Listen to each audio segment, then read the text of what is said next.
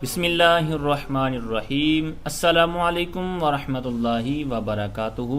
جی ناظرین، سب سے پہلے ہم آپ کو اس چینل میں خوش آمدید کہتے ہیں اور ساتھ میں التماس کرتے ہیں کہ اگر آپ نے ابھی تک اس چینل کو سبسکرائب نہیں کیا تو ابھی سبسکرائب کیجئے اور ساتھ میں بیل آئیکن کو بھی دبا دیجئے تاکہ درس نظامی سے ریلیٹڈ کوئی بھی نئی ویڈیو ہم اپلوڈ کریں تو فوراً اس کا نوٹیفیکیشن آپ کو مل جائے۔ تو جی ناظرین، محادثۃ العربیہ کا آج ہم سبق نمبر 2 مدرسہ تی میرا اسکول میرا مدرسہ، اس بارے میں آج ہمارا سبق ہوگا۔ تو اس میں ہمارا جو انداز ہے وہ سبق بھی ہم کرتے ہیں اور ساتھ میں جو اس کی مشق ہوتی ہے اس کو بھی حل کرتے ہیں۔ تو آئیے بلا تاخیر سبق کا آغاز کرتے ہیں۔ بسم اللہ الرحمن الرحیم۔ مدرسہ تی میرا اسکول میرا مدرسہ، مدرستی فی مکان صحی تلک الہوائی، میرا اسکول، ٹھیک ہے۔ اب یہاں پر اسکول ہی ہم استعمال کریں گے، ویسے مدرسے کا مدرسہ بھی کر سکتے ہیں۔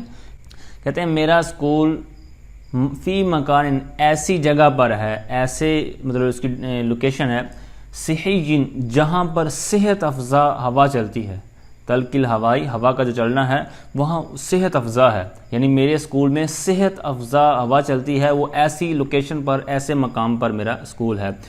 وَلَهَا فِنَاءٌ فَصِیحٌ أَقْضِی فِیہ وَقْتَ الرَّاحَةِ، اور کہتے ہیں کہ اس میں یہ جو میرا اسکول ہے اس کے لیے اس کے اندر کیا ہے، اس کے اندر ایک کشادہ اندرونی صحن ہے، کہتے ہیں کہ جس میں میں اپنا راحت کا وقت گزارتا ہوں، میں اپنا جو وقت ہوتا ہے سکون والا وہاں گزارتا ہوں۔ فَأَجْلِسُ عَلَىٰ أَرِيكَةٍ فِيهِ، اب جب وہاں میں جاتا ہوں تو پھر وہاں پر کس پر بیٹھتا ہوں، یہاں یہ بات کر رہے ہیں کہ میں پھر بیٹھتا ہوں اس جگہ میں، فیہ اس جگہ میں جب جاتا ہوں تو میں ڈیسک پر بیٹھتا ہوں، اریکا ڈیسک بینچ، او آقف تحت المظلہ، یا میں ٹھہرتا ہوں بیٹھتا ہوں کہاں پر، سائے کے نیچے۔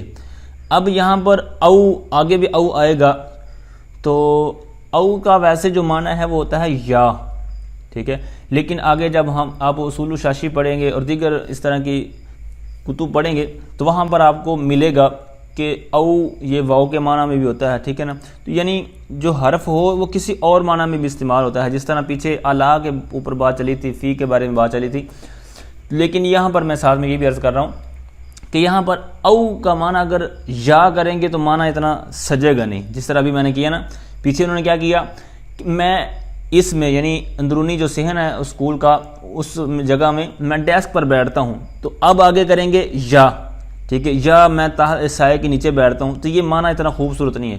او بمعنی واو کریں گے تو پھر بڑا زبردست معنی بنے گا، کہتے ہیں اور میں سائے کے نیچے ٹھہرتا ہوں، بیٹھتا ہوں، وقوف کرتا ہوں۔ او اجری ہونا و ہونا کا مع اخوان التلاميذ، اب یہاں پر یہ جو اجری واحد متکلم کا ذکر نا، یعنی میں، تو یہ جرا، اب اس کے کئی معنی ہیں لغت کے اندر، آپ کو بہت سے جیم را یا سے معنی ملیں گے، تو اب ہم یہاں پر کریں گے چونکہ یہ صحن کی بات ہو رہی ہے تو یہ چلنے کے معنی میں یا دوڑنے کے معنی میں ہم لیں گے تاکہ جو موقع محل ہے اس حساب سے یہاں معنی بن جائے۔ تو آپ اس کے علاوہ بھی کوئی اور معنی بھی لے سکتے ہیں، لیکن یہاں پر ہم دوڑنے اور یہاں چلنے ٹہل قدمی کے معنی ملیں گے، اور میں ٹہل قدمی کرتا ہوں، چلتا ہوں، ہونا ادھر یعنی یہاں اور وہاں، ہونا کا مطلب ادھر ادھر اپنے جو کلاس فیلوز ہیں، ٹھیک ہے، تو ان کے ساتھ میں ادھر ادھر وہاں پر ٹہلتا ہوں، چلتا ہوں، ٹھیک ہے۔ تو اجری، تو آپ اس کا کچھ اور بھی معنی کر سکتے ہیں، لیکن جو آپ کو عبارت کے حساب سے صحیح بنے تو آپ نے وہ کرنا ہے، ٹھیک ہے۔ تو یہاں پر مجھے یہی زیادہ موضوع لگا کہ یہاں پر اس کو فٹ کریں۔ بہرحال آگے کہتے ہیں وفی کل فصل قماطر، اور ہر فصل میں، فصل مطلب کمرہ، کہتے ہیں ہر کمرے کے اندر قماطر ہیں، ٹھیک ہے، یہ کم ترو کی جمع ہے قماطر، تو یہ کیا ہوتا ہے، کہتے ہیں ما تحفظ فیہ الکتب، یعنی الماری وغیرہ کوئی ایسے ڈیسک ہیں، بینچ ہیں کہ جن کے اندر کتابوں کو محفوظ رکھا جائے۔ تو یہ عموماً جو اسکول میں آپ نے دیکھا ہوگا کہ ایک سائڈ پہ بیٹھتے ہیں اور سامنے بینچ بنے ہوتے ہیں، ڈیسک، ان کے اوپر بیگ رکھتے ہیں، کتابیں وغیرہ رکھتے ہیں، تو یہ ان کی بات ہو رہی ہے۔ کہتے ہیں ہر کمرے کے اندر قماطر، یعنی کم تر کی جو جمع ہے قماطر مطلب بینچ ہیں، ڈیسک ہیں، یجلس علی مقاعد التلاميذ، کہتے ہیں جو شاگرد ہیں، بچے ہیں، تو وہ ان کے بیٹھنے والی جگہ ہے جو مقاعد، ٹھیک ہے، اس پر بیٹھتے ہیں۔ وَيَدَعُونَ أَدَوَاتِهِمْ فِي أَدْرَاجِهِمْ، اور جو وہ کمتر ہیں، ٹھیک ہے، تو وہ جو بینچ ہیں ان کے جو خانے بنے ہوئے ہیں کتابیں رکھنے کے لیے، دیگر چیزیں رکھنے کے لیے، تو ساتھ میں پھر انہوں نے کیا کہا، وہاں پر وہ رکھتے ہیں اپنی دواتیں، اپنی جو روشنائی وغیرہ کی جو چیزیں ہوتی ہیں، تو یہ ساری وہاں پر یہ سجاتے ہیں، رکھتے ہیں۔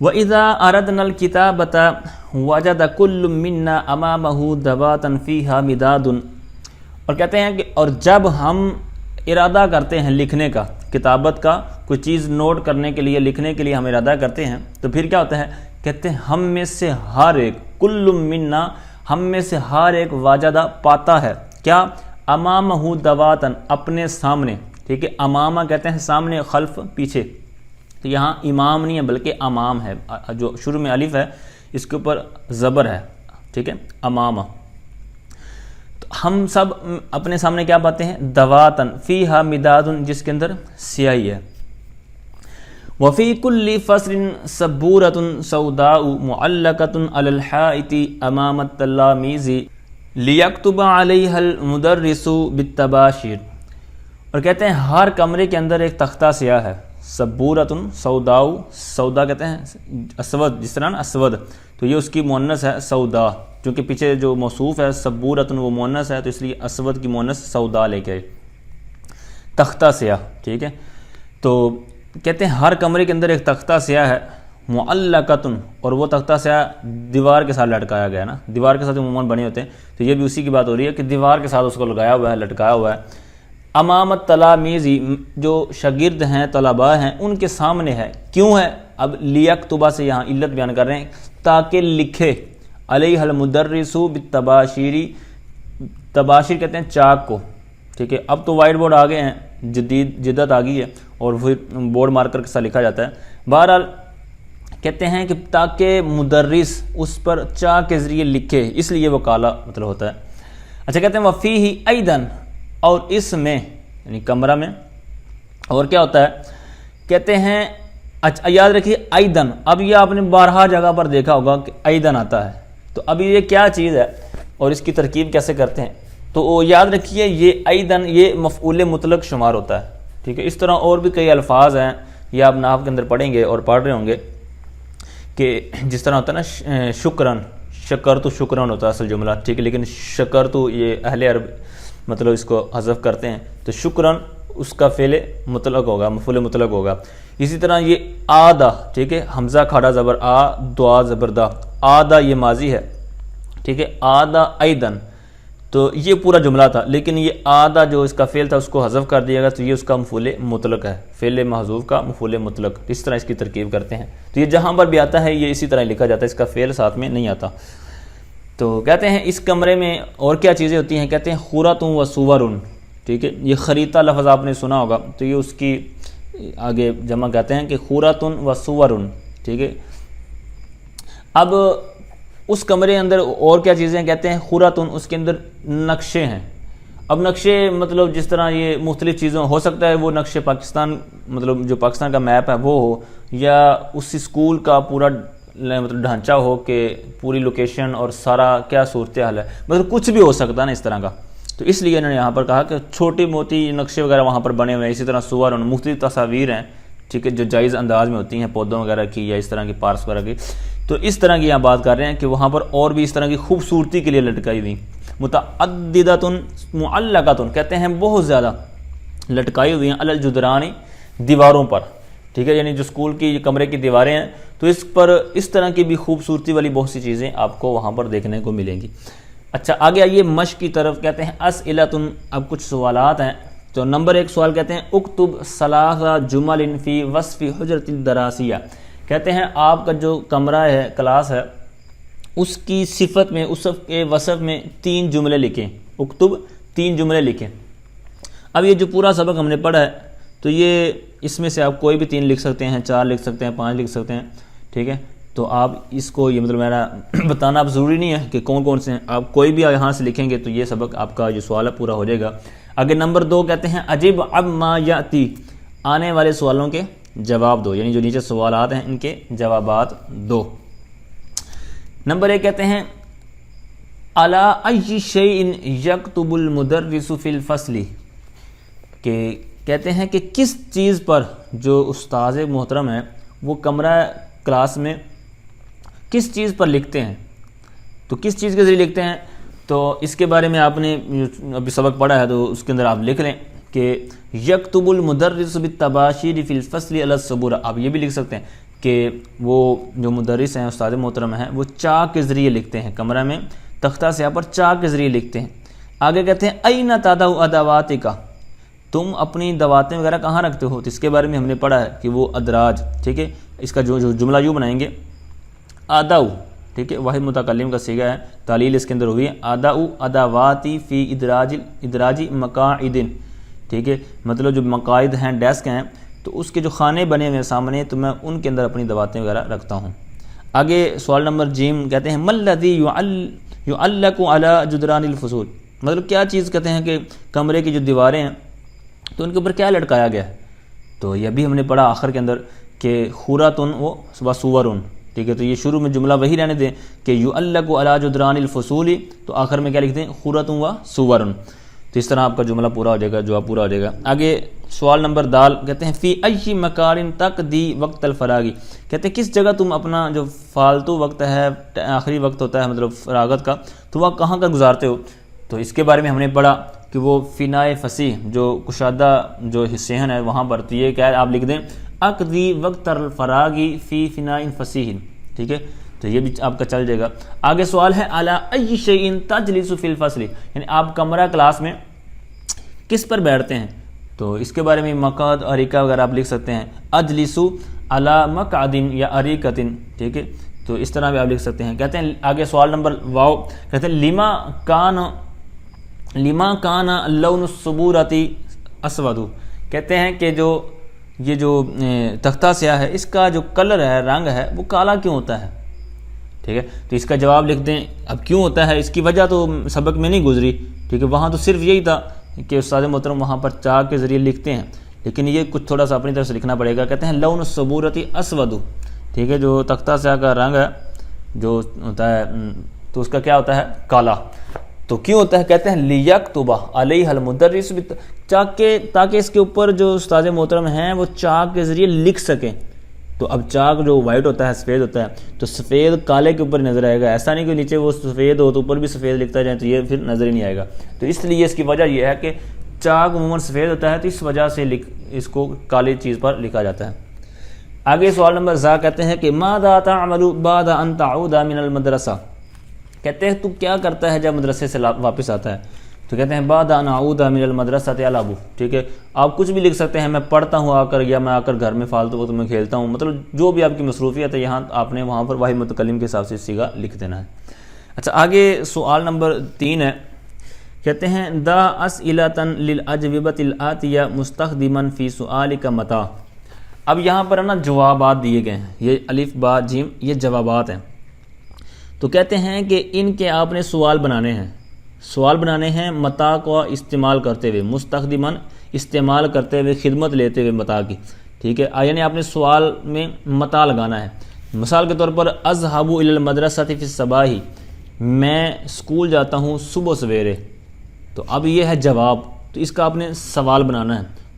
تو اب جواب کے اندر ہے اذهب میں جاتا ہوں، تو سوال میں آپ نے خطاب کا صیغہ بنانا ہے، واحد متکلم کا نہیں، یعنی صیغے آپ نے تذهب کر دینا. ٹھیک ہے، مطلب سامنے والے سے جیسے سوال کر رہے ہوں. تو آپ سوال کیا کریں گے متا تذهب الى المدرسہ. ٹھیک ہے، انہوں نے جو کہا نا متا لگائیں، تو اس طرح آپ نے ساتھ میں متا لگانا ہے، متا تذهب الى المدرسہ. ٹھیک ہے، کہ تم مدرسے کب جاتے ہو، تاکہ جواب موجود ہے. آگے با جواب ہے اعود الى المنزل عصرا، میں عصر کے وقت گھر کی طرف لوٹتا ہوں، یہ ہے جواب. تو اس کا سوال کیا کریں گے متا تعود الى المنزل. ٹھیک ہے، تو اعود کو تعود کر دینا ہے. آگے جو جواب ہے اتناول الطعام ظہرا، میں جو ظہر کا کھانا ہے وہ کھاتا ہوں. ٹھیک ہے، میں جو کھانا کھاتا ہوں ظہر کا. تو اب یہ ہے جواب، لیکن اس کا سوال کیا کریں گے تو تتناول. ٹھیک ہے، متا تتناول الطعام. ٹھیک ہے، تم کھانا کب کھاتے ہو، تو میں کھانا ظہر کے وقت کھاتا ہوں، اس کا جواب موجود ہے. اچھا آگے خالی جگہ ہے. تو آئیے ان کو بھی حل کرنے کی کوشش کرتے ہیں. کہتے ہیں اربط الجمل الآتیہ. آئیے جملہ جو ہوتا ہے نا تو یہ اس کی جمع ہے جمل. ٹھیک ہے، جس طرح اوپر پڑھا نا خوراتن اور سورن. ٹھیک ہے، سورن کی جمع سورن، تو یہ اسی طرح اسی وزن پر جمل، یہ جملہ کی جمع ہے. کہتے ہیں آنے والے جملوں کی کو ملائیں بعد ان تزید فی آخر کل جملۃ کلمۃ من عندک. من عندک کا مطلب اپنے پاس سے کوئی جملہ لگائیں اور اس جملے کو جو خالی جگہ چھوڑی ہوئی ان کو پورا کریں. تو کہتے ہیں اذهب الی المدرسۃ، تو میں مدرسے جاتا ہوں، تو آپ اس کے لگا دیں فی الصباح الباکر کہ صبح سویرے جاتا ہوں. اسی طرح آگے کہتے ہیں اجلس فی الفصل، میں کمرے میں بیٹھتا ہوں، تو کس پر بیٹھتا ہوں یہ آپ لکھ دیں علی الاریکۃ. ٹھیک ہے، علی مقعد مطلب ڈیسک پر بیٹھتا ہوں، جو بھی آپ لکھ دیں جو ہم نے دو لفظ ابھی سیکھے ہیں. آگے کہتے ہیں اصغی الی المدرس. اب اصغی کے بھی کئی معنی ہیں، لیکن یہاں پر جو معنی بنے گا وہ ہے بات کو غور سے توجہ سے سننا، کان لگا کر سننا. تو کیا ترجمہ بنا؟ میں کان لگا کر سنتا ہوں استاذ کی بات. تو فی المدرسہ لکھ دیں، فی الفصل لکھ لیں، فی الجامعہ لکھ دیں. یعنی جامعہ میں، کلاس میں اپنے استاذ محترم کی بات کو توجہ کے ساتھ سنتا ہوں، ادھر ادھر نہیں دیکھتا، غور سے بات ان کی سنتا ہوں. اب جو زبردست آگے سوال نمبر 5 آ رہا ہے، تو یہ بس گویا کہ جس طرح کہتے ہیں نا پکی پکائی ہمیں جو بنا کر دی گئی، اب ہم نے بس اس کو کھانا ہی ہے. تو یہ 7 ہی سوالات ہیں اور 7 ہی جوابات ہیں. تو اب یہ کرنا کیا ہے، پہلے سوال کی ہیڈنگ پڑھیے.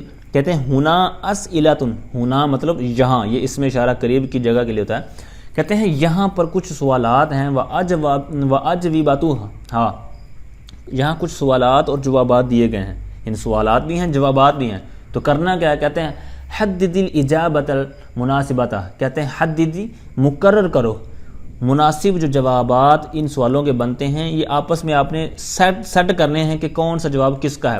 تو کہتے ہیں لکل سوال والاسئلۃ ہی، کہتے ہیں سوالات یہ ہیں اور جوابات آپ کو 7 جو ہے 7 نمبر ہے اس کے نیچے لکھا ہوا والاجوبۃ ہی. اب میں یہ نہیں بتاؤں گا کہ کون سا جواب کس کا ہے، میں صرف 7 سوال ہیں ان کے ترجمہ کر دیتا ہوں اور 7 نیچے جوابات ہیں ان کو جواب دیتا ہوں. اب اس کے اندر نا ترتیب، سوالوں کی ترتیب تو ایک ہی ہے، ٹھیک ہے، 1 سے لے کر 7 تک، لیکن جو جوابات ہیں تو یہ آپ نے مطلب خود ڈھونڈنا ہے. تو مطلب یہ ترتیب ایک نہیں ہے کہ پہلا سوال تو جواب ہی پہلا، نہ یہ مثال کے طور پر جو جواب ہے تو یہ اور ترتیب میں ہے، سوالات ایک ترتیب میں ہے، تو یہ آپ نے ڈھونڈنے ہیں. ایک کا میں بتا دیتا ہوں، متى تحضر الى المدرسہ، تم مدرسے کب حاضری دیتے ہو. تو اس کا جو جواب ہے یہ جواب نمبر 6 میں ہے. ٹھیک ہے، احضر الى المدرسہ فی الثامنۃ صباحا، میں 8 بجے جامعہ جاتا ہوں. تو یہ ہے انداز کہ کس طرح آپ نے جواب دینا ہے. تو میں سب کا ایک دفعہ ترجمہ کر دیتا ہوں، آپ غور کیجئے گا. پہلے کا تو ہو گیا. آگے نمبر 2 کہتے ہیں این تلعب بالکرہ، آپ گیند کے ساتھ یا فٹ بال کے ساتھ کہاں کھیلتے ہیں. ٹھیک ہے، تو جب یہ جوابات میں پڑھوں گا تو وہاں پر ترجمہ اس کا بھی آئے گا. کہتے ہیں آگے کم کرشن معک، ٹھیک ہے، آپ کے پاس کتنے پیسے ہیں. اب کرشن کے بھی کئی معنی ہیں، ٹھیک ہے، مختلف اس کے آپ کو معنی ملیں گے لغت کے اندر. تو ہمارے ہاں پیسے روپے استعمال ہوتے ہیں، تو اس لیے ہم یہ اس کا ترجمہ کریں گے کہ آپ کے پاس کتنے روپے ہیں، کتنے پیسے ہیں. آگے کہتے ہیں این تقابل الضیوف، ٹھیک ہے، ضیفن کہتے ہیں مہمان کو اور اس کی یہ جمع ہے ضیوف. کہتے ہیں کہ تم کہاں، کس جگہ پر، کہاں پر اپنے مہمانوں سے مطلب مقابلہ کرتے ہو، یعنی اس کے سامنے سب سے پہلے کہاں پر آپ استقبال کرتے ہیں، مہمان نوازی کرتے ہیں. آگے کہتے ہیں کم حجرتن فی منزلکم، تمہارے گھر میں کتنے کمرے ہیں. آگے کہتے ہیں کم شباکن فی حجر منزلکم، تمہارے گھر میں جو کمرے ہیں تو کمرے میں کتنی کھڑکیاں ہیں، یعنی تمہارے گھر کے کمرے میں، حجرے میں کتنی کھڑکیاں ہیں، ونڈوز ہیں. آگے کہتے ہیں فی ای جہت من المنزل یبنى المطبخ، کہتے ہیں تمہارے گھر میں کس سائڈ پر، کس سمت میں جو باورچی خانہ بنایا گیا ہے. ٹھیک ہے، یہ ہوئے سوالات. اب آئیے جوابات کی طرف، لیکن جوابات کا ترجمہ میں کروں گا، ترتیب آپ نے خود سیٹ کرنی ہے. نمبر 1 کہتے ہیں العب بالکرۃ فی الحدیقۃ، میں باغیچے میں بال کے ساتھ کھیلتا ہوں. آگے 2 کہتے ہیں کہ یبنى المطبخ فی الجہۃ القبلیۃ الغربیہ، کہتے ہیں کہ خانہ کعبہ کی طرف، قبلہ کی طرف ہمارا جو باورچی خانہ ہے وہ بنا ہوا ہے. آگے نمبر 3 کہتے ہیں فی حجر منزلنا 15 شباکن، کہتے ہیں کہ ہمارے گھر کے حجرے میں، کمرے میں 15 کھڑکیاں ہیں. ٹھیک ہے، 15 15. آگے نمبر 4 فی منزلنا 5 حجرات، ہمارے گھر میں 5 حجرات یعنی کمرے ہیں۔ آگے نمبر 5 کہتے ہیں مائی عشرۃ قروش، میرے پاس 5 روپے ہیں یا 5 پیسے ہیں، یا اس طرح کوئی ابھی آپ ترجمہ کر سکتے ہیں۔ نمبر 6 احضر الی المدرسۃ فی الثامنۃ صباحا، میں 8 بجے اسکول یا مدرسے جاتا ہوں۔ اقابل الضیوف فی حجرۃ الاستقبال، میں حجرہ استقبال میں، وہ کمرہ جو استقبال کے لیے ہم نے خاص بنایا ہے، وہاں پر اپنے مہمانوں سے ملتا ہوں، ان کی مہمان نوازی کرتا ہوں، کرنے کی سعادت حاصل کرتا ہوں۔ تو جی ناظرین، آج کا ہمارا سبق پورا ہوا۔ اللہ تعالیٰ سے دعا ہے کہ اللہ تعالیٰ ہمارے لیے درس نظامی کرنا علم نافع بنائے اور ہمارے لیے آسانیاں پیدا فرمائے۔ آمین بجاہ النبی الامین صلی اللہ تعالیٰ علیہ وآلہ وسلم۔